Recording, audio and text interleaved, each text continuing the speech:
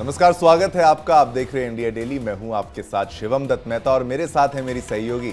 नमस्कार, मैं हूं आपके साथ गीतू चौहान और आइए शुरुआत करते हैं हमारे स्पेशल न्यूज बुलेटिन की, जो है गुड मॉर्निंग इंडिया। तो हमारे इस खास बुलेटिन में हम आपको दिखाएंगे देश दुनिया की तमाम अहम खबरें, वो भी एकदम अलग अंदाज में। बड़ी और अहम खबरों के साथ हम आपको बताएंगे देश का मूड, आम आदमी के लिए जरूरी बातें। और इसके अलावा गुड मॉर्निंग इंडिया में आप देखेंगे सोच की बात, जहां हम बताएंगे वो खबर जो सबसे ज्यादा चर्चा में है, जो देश में बहस का मुद्दा बनी हुई है। और बात होगी दुनिया की, जहां हम आपको दिखाएंगे दुनिया की तमाम बड़ी खबरें। तो चलिए शुरू करते हैं आपका खास बुलेटिन गुड मॉर्निंग इंडिया। और गुड मॉर्निंग इंडिया की आज के इस खास बुलेटिन में क्या कुछ आपके लिए रहेगा, ये आपको बता देते हैं। तो बुलेटिन में सबसे पहले बात करेंगे यूपी के बहराइच की, जहां भेड़िए के आतंक से लोग दहशत में हैं। भेड़िए लगातार लोगों को अपना शिकार बना रहे हैं। सिर्फ एक महीने में भेड़ियों के हमले में 6 लोगों को अपनी जान गंवानी पड़ी है। बिल्कुल, और दूसरी खबर भी बहुत महत्वपूर्ण है। दूसरी खबर में बात होगी हरियाणा आईपीएस सुसाइड केस की। आपको बताएंगे हरियाणा के आईपीएस वाई पूरन कुमार के सुसाइड को 6 दिन बीत जाने के बाद भी अब तक उनका पोस्टमार्टम नहीं हो पाया है। आखिर इसको लेकर इसके पीछे क्या कारण है और क्या इसमें अपडेटेड जानकारी है, वो भी आपके साथ हम साझा करेंगे। बिल्कुल। और तीसरी खबर में बात होगी गाजा पीस समिट की, जहां पर आपको बताएंगे मिस्र की राजधानी काहिरा में गाजा शांति समिट का आयोजन हो रहा है और इसमें कई वैश्विक नेता भी शामिल हो रहे हैं। भारत की ओर से केंद्रीय विदेश राज्य मंत्री कीर्तिवर्धन सिंह इस महत्वपूर्ण सम्मेलन में भाग ले रहे हैं, जिसका मकसद गाजा में युद्ध रोकना और पश्चिम एशिया में शांति को स्थापित करना है। और चौथी खबर में बात होगी राष्ट्रपति ट्रंप की। अमेरिकी राष्ट्रपति डोनाल्ड ट्रंप ने एक बार फिर से पुराना राग अलापा है। ट्रंप ने एक बार फिर भारत पाकिस्तान को लेकर बड़ा दावा कर डाला है। ट्रंप ने दावा किया है कि उनकी वजह से, बार बार मैं फिर दोहरा रहा हूं, वो कह रहे हैं कि उसकी वजह से भारत पाकिस्तान का सीज फायर हुआ है। सेम झूठ बार बार जो है डोनाल्ड ट्रंप बोल रहे हैं गीतू। बिल्कुल। और इन सभी 4 खबरों को विस्तार से हम आपको बताएंगे, लेकिन सबसे पहले बात करते हैं सवाल आम आदमी की। तो बात यूपी के बहराइच की करते हैं, जहां पर भेड़िए का आतंक लगातार जारी है। यूपी के बहराइच में भेड़िए का आतंक खत्म होने का नाम नहीं ले रहा है। भेड़ियों का आतंक जिले में किस कदर बढ़ता जा रहा है, इस बात का अंदाजा इसी बात से लगाया जा सकता है कि पिछले एक महीने में जहां एक तरफ भेड़िए के हमले में अब तक 6 लोगों की मौत हो चुकी है, तो वहीं 25 से ज्यादा लोग घायल हो चुके हैं। वन विभाग की टीम लगातार भेड़ियों को पकड़ने की कोशिश में लगी है और अब तक वन विभाग की टीम ने 3 भेड़ियों को गोली मार भी दी है, जबकि एक आदमखोर भेड़िया अभी भी खुलेआम घूम रहा है। बिल्कुल। और इससे पहले यूपी के बहराइच में भेड़िए का आतंक लगातार बढ़ता जा रहा है और इलाके में भेड़िए ने एक बार फिर एक बच्ची को अपना निवाला बनाने की कोशिश की। 7 साल की इस मासूम को भेड़िया उठा ले गया। भेड़िए ने बच्ची के पेट और हाथ को नोचा। बच्ची जब अपने घर से कुछ सामान लेने निकली थी, तभी भेड़िए ने अचानक उस पर हमला कर दिया और उसे उठा ले गया था। बिल्कुल, चीख पुकार सुनकर ग्रामीण भेड़िए की तरफ दौड़े, तब भेड़िया बच्ची को छोड़कर भाग गया। भेड़िए के हमले में बच्ची बुरी तरीके से घायल हो चुकी थी। घायल बच्ची को इलाज के लिए बहराइच मेडिकल कॉलेज में भर्ती कराया गया था, लेकिन बच्ची की गंभीर हालत देखते हुए उसे डॉक्टरों ने लखनऊ रेफर कर दिया है। तो ये भेड़ियों का जो आतंक है, इससे लोग कितने परेशान हैं गीतू, ये समझ में आता है। और छोटे बच्चे, खासतौर पर मासूम, कैसे भेड़ियों का शिकार बन जाते हैं और उनकी रखवाली, उनकी राखी करना जो अभिभावक हैं, जो पेरेंट्स हैं, जो माँ बाप हैं, उनके लिए किस कदर चुनौती बन गया है, ये बहुत बड़ी खबर जी। और देखिए, अगर हम बात करते हैं पिछले साल की, तो मानसून के दौरान महसी तहसील में भी भेड़ियों ने 9 लोगों की जान ले ली थी और तब भी वन विभाग और ग्रामीणों की मदद से स्थिति को संभाला गया था। तो अब एक बार फिर से कैसरगंज और आसपास के इलाके भेड़ियों के डर से सहमे हुए हैं। वन विभाग ने लोगों से अपील की है कि बच्चों को अकेले बाहर ना जाने दें, रात में तो बिल्कुल अकेले ना निकलें और समूह में रहें, सतर्क रहें। बिल्कुल, फिलहाल 30 टीमों को तैनात किया गया है, जिनमें 4 ड्रोन टीमें भी शामिल हैं, जिनके पास 6 थर्मल ड्रोन और 5 ऑपरेटर हैं। थर्मल ड्रोन यानी कि आप उसका इस्तेमाल करेंगे और हीट सेंसिंग के माध्यम से भी अगर कोई जानवर छिपा भी होगा तो भी उसकी पहचान हो पाएगी। 5 ऑपरेटर भी हैं। इसके अलावा 4 पिंजरे भी तैयार हैं, 20 सीसीटीवी कैमरे हैं और समान संख्या में थर्मल सीसीटीवी कैमरे भी जो हैं वो लगाए हैं, यानी हीट सेंसिंग वो कैमराज हैं जो कि मॉनिटर कर रहे हैं कि भाई अगर कोई ऐसा भेड़िया या कोई जानवर है उसकी मूवमेंट से पता लग जाए, ताकि भेड़िए को जल्द से जल्द जो है वो पकड़ा जा सके। बिल्कुल। तो लगातार तमाम एफर्ट्स किए जा रहे हैं जिससे कि इन भेड़ियों को तुरंत पकड़ा जा सके, क्योंकि 6 लोगों की मौत शिमला में अभी तक हो चुकी है। और ऐसे में ज्यादा जानकारी के लिए रुख करेंगे हमारे संवाददाता अटल सिंह का। अटल, फिलहाल क्या कुछ जानकारी मिल पाई है, कितने भेड़िए अब तक पकड़े गए हैं? आतंक लगातार जारी है और लगातार वन विभाग इनको पकड़ने के लिए भी लगा हुआ है, लेकिन अभी तक कोई भी भेड़िया पकड़ा नहीं गया है। वन विभाग के द्वारा 3 भेड़ियों को निशाना बनाया गया है, जिसमें से एक की बॉडी अभी तक मिल गई है, जबकि 2 की बॉडी अभी मिसिंग है। जबकि वन विभाग के अधिकारी ये कह रहे हैं कि अभी भी एक भेड़िया इस मझारा तौकली इलाके में सक्रिय है, जिसके लिए लगातार वन विभाग की टीम सक्रिय है कि उसको किसी तरीके से पकड़ा जाए और ग्रामीणों को इससे भेड़िया के आतंक से मुक्ति दिलाई जा सके। बिल्कुल अटल, कितनी टीमें इसमें लगी हुई हैं? अगर अभी ग्राउंड सिचुएशन की अगर हम बात करें, कितनी टीमें साथ साथ किस तरीके के इक्विपमेंट्स वो लेकर चल रहे हैं, उसके बारे में भी जानकारी दीजिए। जी बिल्कुल, वन विभाग के द्वारा 30 से ज्यादा टीमें क्षेत्र में लगाई गई हैं। 4 थर्मल ड्रोन और 6 टीमें कैमरों को चलाने के लिए लगाई गई हैं। लगभग 20 कैमरे और 20 ही थर्मल कैमरे लगा करके भेड़ियों को पकड़ने की पूरी जुगाड़ में लगा हुआ है वन विभाग। और 30 टीमें के द्वारा लगातार गश्त करके इलाके के ग्रामीणों को और बच्चों को समझाया जा रहा है, जागरूक भी किया जा रहा है कि आप लोग कम से कम घर से बाहर निकलें और जब भी निकले तो समूह में निकलें और लाठी डंडे और टार्च के साथ निकले, जिससे कि भेड़िए का आतंक कम हो सके इस पूरे इलाके में। बिल्कुल अटल, और ये देखिए खासतौर से बच्चों के लिए यहाँ पर बहुत ज़्यादा समस्या बनी हुई है। उन्हें अंदाज़ा नहीं होता कैसे निकलना है, क्या है। कई बार बच्चे बाहर निकल भी जाते हैं खेलने के लिए या दूसरे कामों के लिए, तो उनके लिए फिलहाल किस तरह से अभी इंस्ट्रक्शंस दी जा रही है? क्योंकि लगातार ये जो आदमखोर भेड़िए हैं वो इस पूरे गाँव में सक्रिय दिख रहे हैं। जी बिल्कुल, भेड़िए ने कहीं न कहीं मासूम बच्चों को ही निवाला बनाया जा रहा है भेड़िए के द्वारा, और भेड़िया मासूमों को अकेला देखकर ही उनपे हमलावर हो रहा है। और ऐसे में जो वन विभाग के डीएफओ है राम सिंह यादव, उनके द्वारा बताया गया है कि पूरे क्षेत्र में वहां के स्थानीय जनप्रतिनिधियों और प्रधानों के साथ मीटिंग करके वहां के ग्रामीणों को समझाया जा रहा है और बताया जा रहा है कि आप अपने बच्चों पर ध्यान रखें और विशेषकर उनको घर से अकेले न जाने दें बाहर, क्योंकि अकेले जाने पे अकेला पाने पर ही भेड़िया लगातार हमलावर बना हुआ है। और मासूमों को लगातार, अगर इस साल की बात कर ली जाए, 1 महीने की बात कर ली जाए, तो अभी तक 1 महीने में 6 लोगों को निवाला बना चुका है भेड़िया, जबकि 25 से 26 लोग अभी तक घायल हो चुके हैं। विगत 9 सितंबर से शुरू हुए हमले में 6 लोगों ने अपनी जान दी है और 25 से 26 लोग अभी तक उसके हमले में घायल हो चुके हैं। बिल्कुल, और अटल अगर हम बात करते हैं यहाँ पर जिस तरह से वन विभाग की कम से कम 30 लोग यहाँ पर एक्टिव दिख रहे हैं, तो ऐसे में जो 30 टीमें लगी हुई हैं, तो क्या माना जाए फिलहाल क्या अत्याधुनिक टेक्निक्स अभी फिलहाल लगाई जा रही जिससे कि भेड़ियों को पकड़ा जा सके? जी बिल्कुल, जो मझारा तौकली का क्षेत्र है ये तराई का बेल्ट है और यहाँ पर गन्ने की खेती बहुतायत संख्या में हो रही है। भेड़िया लगातार वन विभाग को चकमा दे करके हमला करने के बाद गन्ने के खेत में भाग जाया करता है। और जो यहाँ का तराई बेल्ट है वो इतना ज्यादा घना है कि वहां पर कुछ भी मूवमेंट करना बहुत संभव नहीं है। लेकिन वन विभाग के लोग थर्मल ड्रोन के सहारे और भेड़िए को पकड़ने के लिए लगातार लगे हुए हैं। कल आपने देखा होगा कि थर्मल ड्रोन के ही सहारे एक भेड़िए की वीडियो वायरल हुई, जिसमें देखा जा रहा था कि वो लंगड़ा के चल रहा है।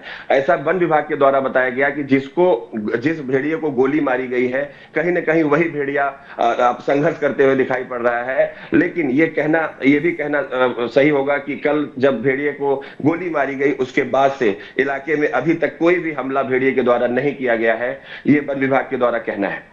अटल, कितने बच्चे अगर आप कहें अब तक, अगर बीते समय की भी अगर बात की जाए, अगर टोटल डेटा की बात की जाए, हाल ही की घटनाओं में तो जानकारी आप दे ही रहे हैं, लेकिन आगे पीछे का जोड़कर अगर आप बताएं तो कितने बच्चे और कितने लोग इसका शिकार हो गए होंगे? और ये पूरे क्षेत्र के बारे में भी समझाइए, कैसे ये भेड़ियों के आतंक से ये पूरा इलाका ग्रसित है।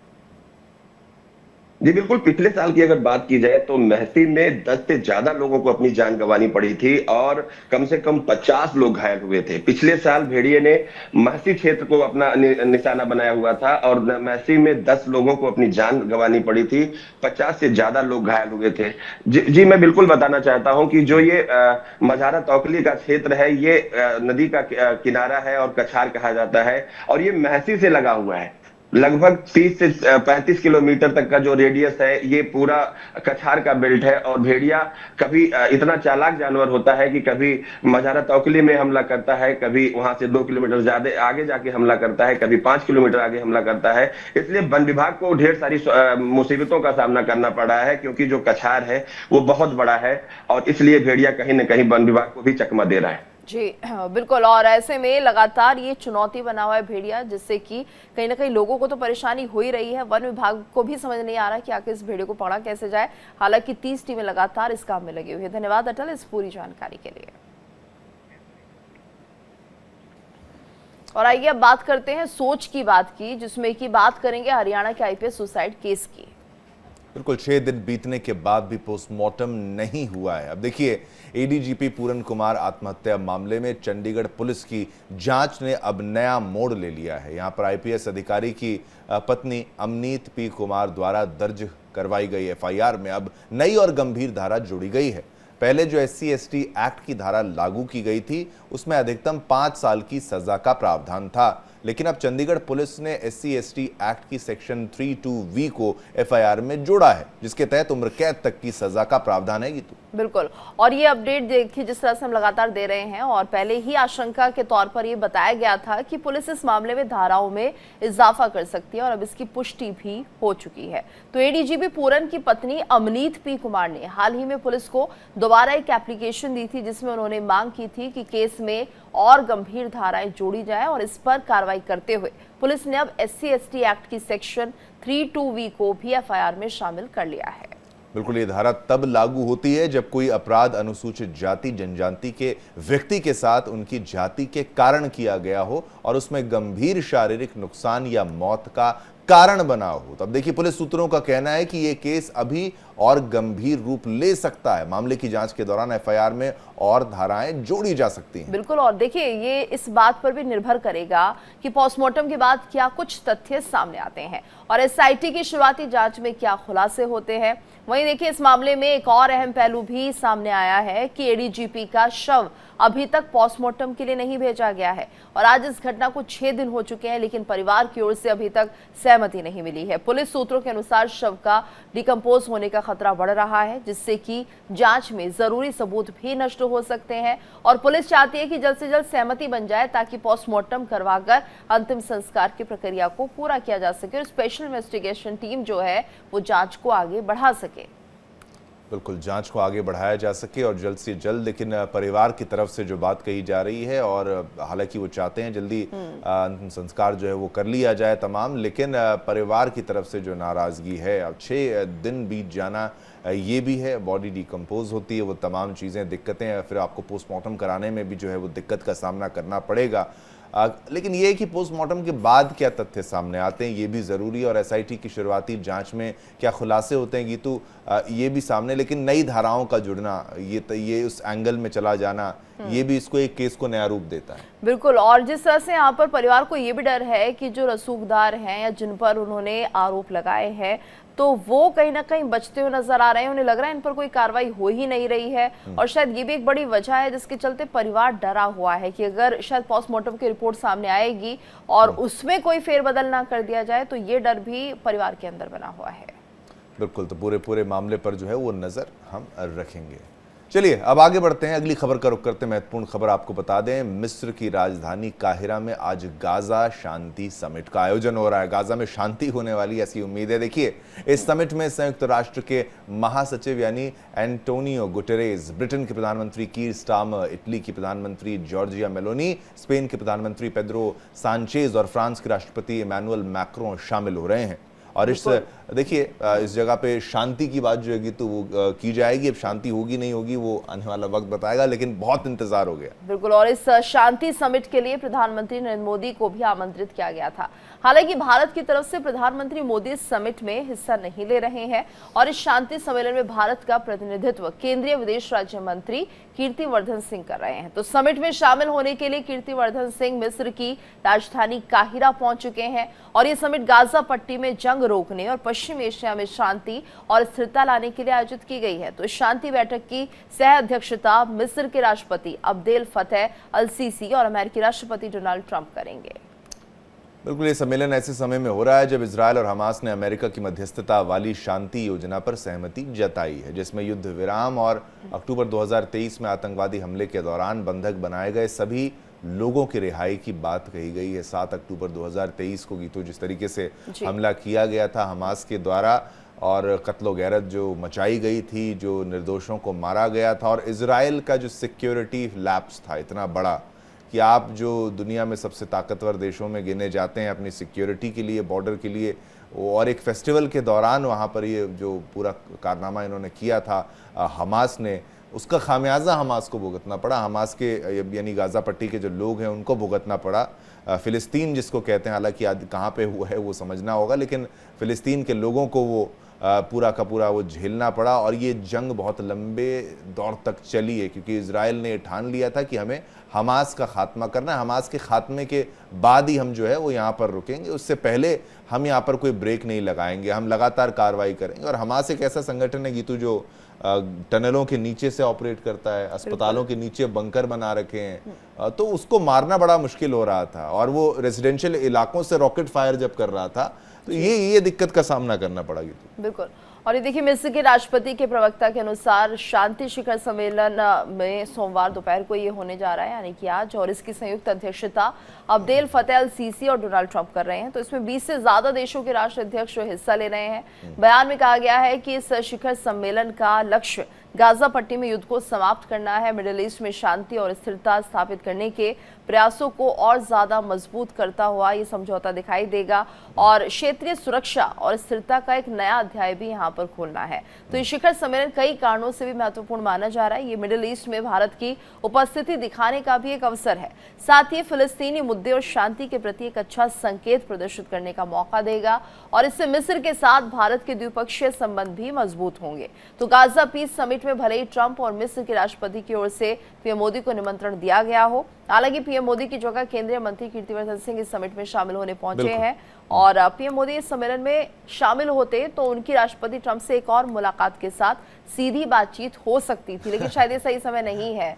मुझे भी लगता है तो मुझे लगता है बहुत अच्छा कदम यहाँ पर अपनाया डोनाल्ड ट्रंप को। आप आज की डेट में प्रेडिक्ट नहीं कर सकते कि भाई वो क्या करेंगे क्या नहीं करेंगे, तो डोनाल्ड ट्रंप क्या कर दें।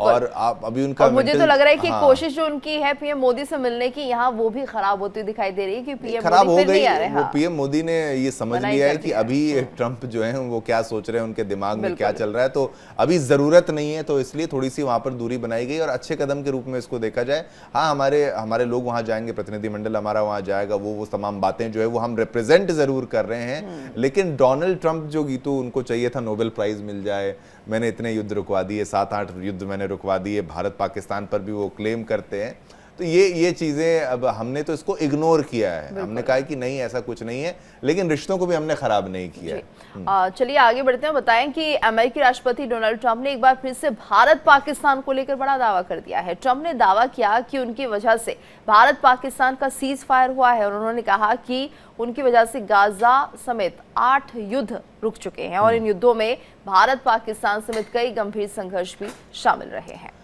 बिल्कुल, जैसा कि मैंने कहा था गीतू कि भाई बहुत युद्ध इन्होंने रोक दिए हैं, पता नहीं कहाँ से रोके हैं, लेकिन ठीक है रोके हैं। अमेरिकी राष्ट्रपति ने कहा है कि ये सब उन्होंने शांति के नोबेल के लिए नहीं बल्कि मानवता के लिए किया है। अब जिन्होंने जीता था उन्होंने भी इनको फोन किया था, बातें इनके साथ की थी कि नहीं आपके लिए ही है। तो देखिए, डोनाल्ड ट्रंप को नोबेल पुरस्कार चाहिए था, ये बात कोई छुपी नहीं है। आसिम मुनीर जब पाकिस्तान के फील्ड मार्शल जो हैं वो जाते हैं, अगर अमेरिका में वहाँ डिनर करते हैं, लंच करते हैं, तो अब ये उम्मीद इनको बड़ी थी कि पाकिस्तान का तो मुझे एक वोट तो आ ही जाएगा कि भाई उनकी तरफ से मुझे सपोर्ट हो जाएगा नोबेल पुरस्कार के लिए। भारत ने तो इग्नोर कर दिया, इतना साइडलाइन कर दिया कि बहुत मिर्ची इनको जो है वो लगी है। हालांकि मैं भी कहता हूं कि हमेशा की तरह हमारे अमेरिका से अच्छे रिश्ते हैं, वो ख़राब नहीं होने चाहिए, तो हमने बहुत संयम जो है वो बरता है। लेकिन युद्ध की बात पर आ जाते हैं, फिर से दावा कर दिया है।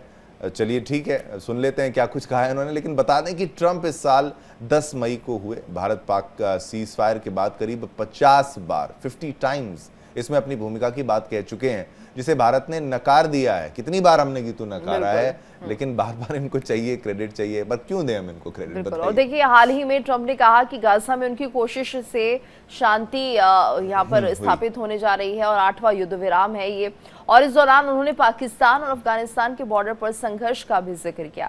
ट्रंप ने कहा कि मैं युद्ध सुलझाने में माहिर हूं और अफगानिस्तान पाकिस्तान के बीच भी चीजें ठीक हो जाएंगी। वहीं ट्रंप ने आगे कहा कि भारत और पाकिस्तान के बारे में सोचिए, उन युद्धों के बारे में सोचिए जो सालों से चल रहे थे, और एक युद्ध 31 सालों से चल रहा था, एक 32 और एक 37 सालों से। इसमें हर देश में लाखों लोग मारे गए, मैंने उनमें से ज्यादातर को एक दिन के अंदर ही निपटा दिया है। तो ट्रंप ने कहा कि नोबेल शांति पुरस्कार पाना सम्मान की बात है, लेकिन मैंने इसके लिए लाखों लोगों की जान नहीं बचाई है।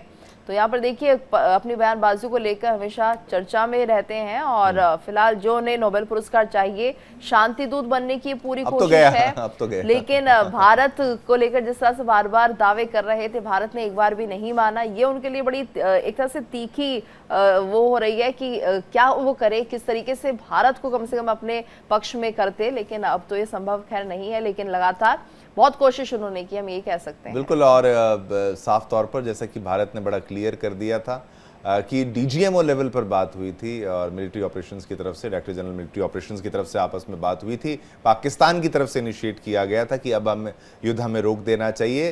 तो भारत ने तो पहले ही कह दिया था कि हमारा तो केवल काम जो है वो आतंकी ठिकाने जो है उनको हम निशाना बनाएंगे। अब आप अपने देश के विरुद्ध देखेंगे, आप सैन्य कार्रवाई करेंगे तो आपको मुबारक, आप करेंगे तो फिर आपको खामियाजा भुगतना पड़ेगा। फिर पाकिस्तान को अच्छी मार पड़ी थी, हालांकि प्रोपेगेंडा बहुत वो कर रहा है, ये वो कर रहा है। अब इसमें मुझे लगता है गीतू जो दिक्कत आई, वो दिक्कत ये आई कि भाई विपक्ष ने बार बार जो है इस जख्म को कुरेदा है, इसको कुरेदा है, इसको ऐसा किया है कि भाई डोनाल्ड ट्रंप क्लेम कर रहे हैं, आप उनको जवाब क्यों नहीं देते, आप जवाब क्यों नहीं देते। तो हमारे जो रिश्ते खराब करने का प्रयास जो है अमेरिका के साथ, डोनाल्ड ट्रंप के साथ, इसमें विपक्ष की बहुत अहम भूमिका है। हमने तो जवाब, देखिए आप जब किसी को इग्नोर कर देते हैं तो जवाब वैसे ही हो जाता है, वो कहता है कि अब वो झूठ ही बोल रहा है। डोनाल्ड ट्रंप ने एक सम्मेलन के दौरान ये कहा था कि मैं ये नहीं कहता, I didn't say I exactly did it but it sure did help. ये मैंने ये नहीं कहूंगा कि एग्जैक्टली मैंने ऐसा किया, लेकिन जो मैंने किया उससे जरूर मदद हुई है। तो वहां उनके सैनिक मौजूद थे। तो यू टर्न बहुत लेते हैं एक तो अपने बयानों से, ये भी आपको समझना होगा, कितने फैसले इनके पलट जाते हैं। और ये जो टैरिफ लगा रहे हैं इसका भी विरोध हो रहा है, कोर्ट में केसेस चल रहे हैं। तो एक इन पर ट्रस्ट बिल्कुल नहीं किया जा सकता। हालांकि बहुत शानदार व्यक्तित्व के ये धनी हैं, हमारे पहले भी रिश्ते अच्छे रहे हैं, नमस्ते ट्रंप, हाउडी मोदी, ये तमाम चीज़ें जो हैं हमने अच्छे से निभाई हैं। बिल्कुल, और एक वक्त वो भी था जब ट्रंप और मोदी दोनों को बहुत जिगरी दोस्त कहा जाता था। हालांकि अभी भी दोनों एक दूसरे की तारीफ करते हैं, लेकिन अगर बात आए देश की तो शायद देश सबसे ऊपर है, सर्वोपरि है। और ये हम देख भी रहे हैं मोदी की तरफ से भी, ट्रंप की तरफ से भी। ट्रंप जहां लगातार ये कोशिश करते हुए दिखाई दे रहे हैं कि देखिए मैं अपने लोगों का भला कर रहा हूं, मैंने टैरिफ बढ़ा दिया है ताकि अंदरूनी प्रोडक्टिविटी जो है वो बढ़ेगी, लोग यहाँ पर कम से कम जो घरेलू सामान है उनका इस्तेमाल ज्यादा करेंगे। तो उनकी सोच अलग है, वो अलग सोच रहे हैं कि मेरे देश के लिए मैं बहुत अच्छा कर रहा हूं, लेकिन लोगों की तरफ से बहुत विरोध वहां पर हो रहा है।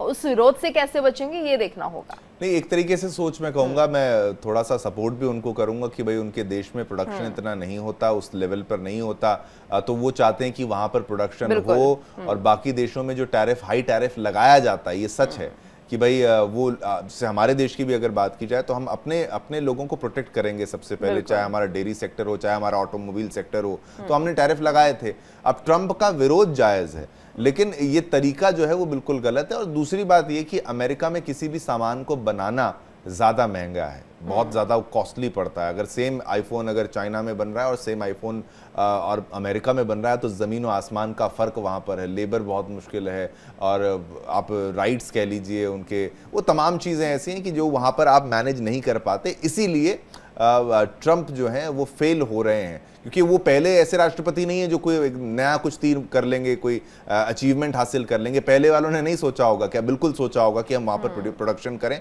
सोच अच्छी थी, लेकिन एग्जीक्यूशन वो ख़राब हो गया, और थोड़ा सा अग्रेसिव उनका स्टांस जो है वो बैकफायर कर सकता है, क्योंकि आपको बाकी देशों से सामान चाहिए, उनकी मदद आपको चाहिए, आप नहीं बना सकते हैं।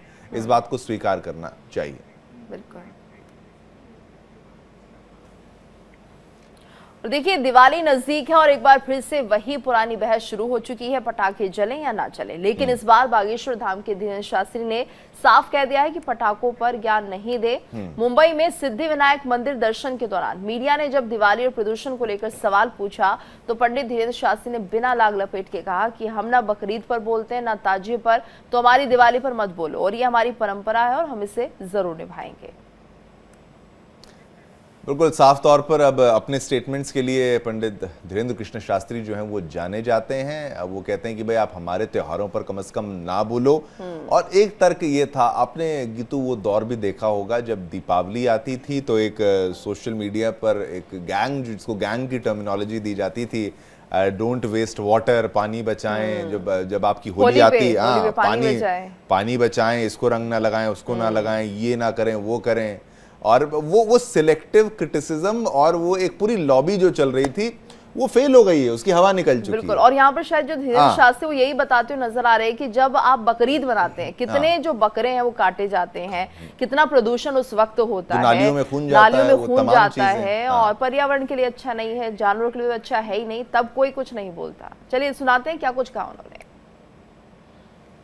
दिवाली पर बहुत सावधानी रखें और ज्ञान ना पेलें। दूसरे मजहब के लोगों से हमारा यही है कि पटाखों पे अपना ज्ञान ना पेलें, क्योंकि हम आपके ना तो बकरीद पे ज्ञान पेलते हैं, ना हम आपके ताजिया पर ज्ञान पेलते हैं। तो आप होली दिवाली पर हमें ज्ञान ना पेलें। और यहाँ के जो अभिनेता हैं उनसे भी हम कहेंगे दीपावली पटाखे कम जलाने चाहिए, ये बात सही है, प्रदूषण होता है, ये बात सही है, लेकिन ये बात केवल दीपावली पर अपना ज्ञान ना पेलें, ये हमारी प्रार्थना है और अपील है, क्योंकि हम तो पटाखे फोड़ेंगे।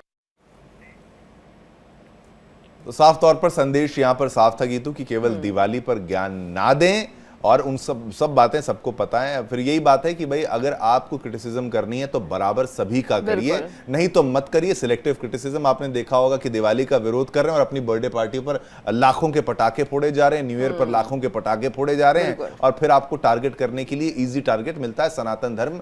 तो ये पंडित धीरेन्द्र कृष्ण शास्त्री ने एक तरीके से जवाब दे दिया है कि हमें ज्ञान मत दें, हमारे पास पहले ही बहुत ज्ञान